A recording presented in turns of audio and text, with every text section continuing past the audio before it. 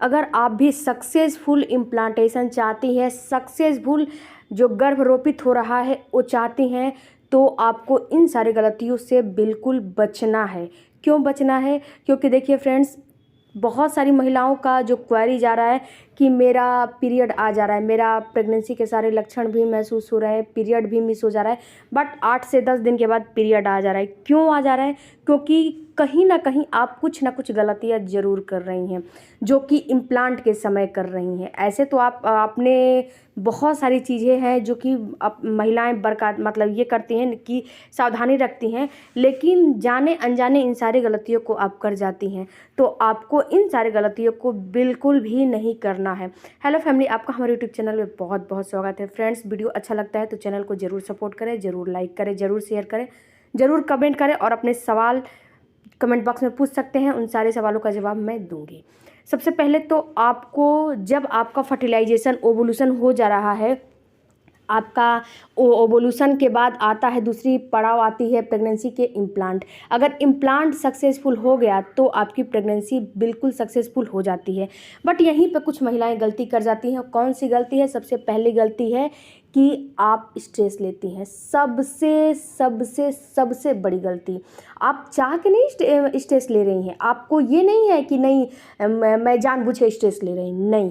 कहीं ना कहीं आपके दिमाग में ये है कि अरे इस बार तो, अगले बार तो मेरा सफल नहीं हुआ, फेल हो गया था, उम्मीद टूट गई थी, क्या इस बार भी सफल होगा? ये इसी को स्ट्रेस बोला जाता है। और आपको थोड़ी थोड़ी स्ट्रेस नहीं लेना है, बिल्कुल स्ट्रेस नहीं लेना है। आपको ये सोचना ही नहीं है कि मेरा होगा या नहीं होगा। आपको अपने आप को बिजी रखना है। ये नहीं करना है कि अरे मेरा इस बार भी होगा कि नहीं होगा, मेरा क्या होगा, मेरा कैसे होगा। जो नहीं, जी नहीं फ्रेंड्स, जो होगा वो तो होगा। बट अगर आप स्ट्रेस लेंगी तो आपका इम्प्लांट भी हुआ रहेगा ना। तो देखिए, स्ट्रेस क्यों मना किया जाता है? स्ट्रेस इसीलिए मना किया जाता है कि जब गर्भ जो है रोपित हो रहा होता है तो वहाँ पे प्रोजेस्टेरॉन हार्मोन जो है बनना शुरू होता है। और जब आप स्ट्रेस लेंगी तो यहाँ पे आपकी बॉडी, आपके माइंड में वही बातें चल रही है बार बार बार बार, या फिर घर का भी स्ट्रेस है, हस्बैंड का भी स्ट्रेस है, A to Z किसी चीज़ का स्ट्रेस है, तो बार बार वही माइंड में बातें चलेगी। तो क्या होगा, आपकी जो माइंड है ना, वो प्रोजेस्टेरॉन को दबा के और स्ट्रेस वाला हार्मोन उत्तेजित करना शुरू कर देगी। तो यही जब स्ट्रेस का हार्मोन बनना शुरू हो जाएगा तो जो गर्भ का हार्मोन बन रहा है, जो कि प्रोजेस्टेरॉन और बाकी जो हार्मोन होते हैं, उसको दबा देगा और आपका यहीं पे इम्प्लांट फेल होगा। आप जानेंगे कि अरे मेरा तो पीरियड मिस हो गया, मैं तो जैसे गर्भधारण कर चुकी हूँ। बट नहीं, आपको 3 महीने स्ट्रेस बिल्कुल नहीं लेना है। दूसरी गलती महिलाएं क्या करती है? दूसरी गलती महिलाएं ये करती हैं कि जब उनका ओवुलेशन हो जाता है तो बहुत, जैसे ओवुलेशन उनको पता भी नहीं है कि मेरा ओवुलेशन हो रहा है, बट जब आप बेबी प्लान कर रही हैं तो छोटी छोटी चीज़ों को आपको ख्याल करना है, इग्नोर बिल्कुल नहीं करना है। सबसे पहले तो आप जल्दी जल्दी जल्दी जल्दी कदमों से चलने लगती हैं, हड़बड़ी में अरे ये भी काम करना है, वो भी काम करना है, इसको समेट लूँ, उसको समेट लूँ। जी नहीं, आप वही काम करें, बट धीरे धीरे काम करें। धीरे धीरे काम करेंगी तो आपकी बॉडी, ये मैं नहीं बोलूँ कि काम बिल्कुल नहीं करें, काम करें, लेकिन उस काम को अपने आप को थोड़ा गैप दे दे के काम करें। अपने आप को ज़्यादा थकाए नहीं, सीढ़ियों पे ज़्यादा आपको चढ़ना उतरना नहीं है। इसके बाद हैवी एक्सरसाइज आपको नहीं करना है। जब आपका ओवुलेशन हो जा रहा है तो 10 से 15 दिन, या तो मैं बोलूँगी कि 3 महीने के लिए आप हैवी एक्सरसाइज बिल्कुल बंद कर दें। क्योंकि अगर हैवी एक्सरसाइज करेंगी तो आपका इम्प्लांट फेल होने का चांस 100% होता है। एक्सरसाइज अगर करना चाहती हैं तो आप बटरफ्लाई एक्सरसाइज कर लें या फिर हल्का फुल्का वॉकिंग कर लें। इसके अलावा आपको कोई एक्सरसाइज करने की कोई ज़रूरत नहीं है, कोई भी ज़रूरत नहीं है एक्सरसाइज करने की। आपको ना तो करना है तो ब्रीदिंग एक्सरसाइज कर ले, कब ना तो पेट वाला एक्सरसाइज करना है, ना तो पसीने निकालने वाला एक्सरसाइज करना है, तो चक्की एक्सरसाइज करना है। बहुत सारी एक्सरसाइज है जो कि आपको नहीं करना चाहिए। वॉकिंग कर रही है तो तेज़ तेज़ कदमों से भी आपको नहीं चलना है, जैसे कि हल्का हल्का चलना चाहिए। इसके अलावा अगर आप बाहर की वर्किंग वूमेन हैं तो आपको ना तो ज़्यादा देर तक बैठना चाहिए, ना तो ज़्यादा देर तक खड़े रहना चाहिए। दोनों चीज़ आपको नहीं करना चाहिए। अगर आपका इम्प्लांट की प्रक्रिया चल रही है तो उसमें आपको भीड़ भाड़ वाली जगहों पे जाने से बचना चाहिए। हो सकता है कि आपके पेट पे कभी जो है चोट लग जाए।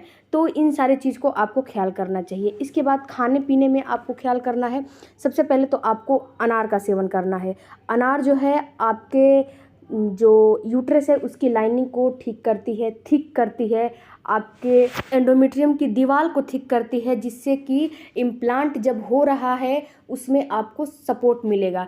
इसके बाद आपको गाजर चुकंदर का जूस लेना है। गाजर और चुकंदर का जूस काफ़ी फ़ायदेमंद होता है। ये आपके जो बेबी जो प्लांट हो रहा है, जो आपकी इम्प्लांट की प्रक्रिया चल रही है, उसमें आपको काफ़ी ये हेल्प करता है। अगर आप जो है खाने में चुकंदर और बीटरूट का जूस लेती हैं, इससे ब्लड की भी कमी आपके अंदर नहीं होगी।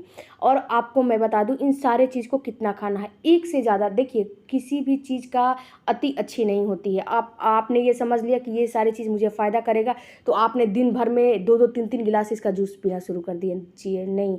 1 गिलास जूस या फिर 1 अनार, 1 चुकंदर, 1 गाजर, इससे अधिक आपको नहीं लेना है। इसके बाद ड्राई फ्रूट्स में हो गया, सारे ड्राई फ्रूट्स, सारे नट्स आप ले सकती हैं। इसमें आपको अगर आपको हीट कर रहा है, ये भी चीज़ आपको ख्याल करना है कि अगर आपकी बॉडी को किसी चीज़ से जैसे ऐसा महसूस हो रहा है कि नहीं इस चीज़ से मुझे हीटिंग महसूस हो रही है, तो उस चीज़ को, जैसे ड्राई फ्रूट्स हो गया, इससे आपको अगर हीट महसूस हो रहा है कि नहीं मुझे जैसे हीट महसूस हो रहा है, उसको आप भिगो के खाइए। ये नहीं कि नहीं मुझे इससे हीट हो रहा है तो इसको छोड़ दें, नहीं, ये आपको फ़ायदा करता है। आपको जो है इसको भिगो के खाना है, क्योंकि इसकी तासीर ठंडी हो जाती है भिगोने से, और ऐसे इसकी तासीर गर्म होती है।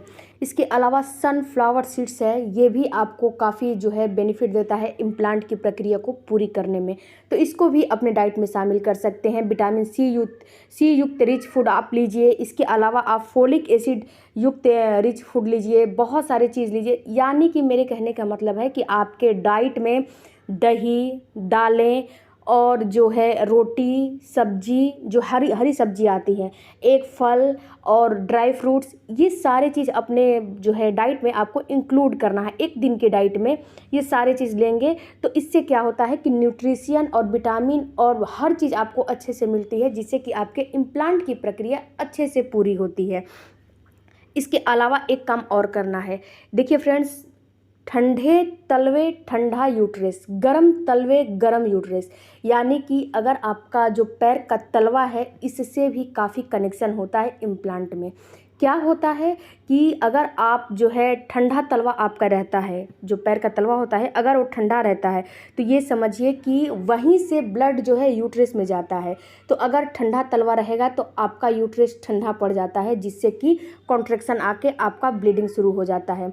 और गर्म रहेगा आपका तलवा तो उससे आपका यूट्रस भी गर्म रहता है, जिससे कि ब्लीडिंग नहीं होती है। तो इस चीज़ को आपको ख्याल करना है, क्योंकि इस चीज़ पे काफ़ी फीडबैक मिला है और ये साइंस में साबित भी हुआ है, इसलिए मैं आपको बता रही हूँ। अगर आप जो है पैर चप्पल खोल के चलती, स्लीपर खोल के चलती हैं, तो स्लीपर पहन के चलिए, स्लीपर खोल के चलने की कोई ज़रूरत नहीं है।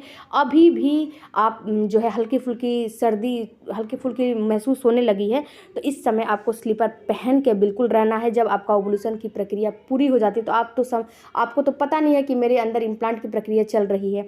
इसके अलावा एक और बात फ्रेंड्स, इस चीज़ पे कोई विश्वास नहीं करता है, लेकिन ये 100% सत्य है।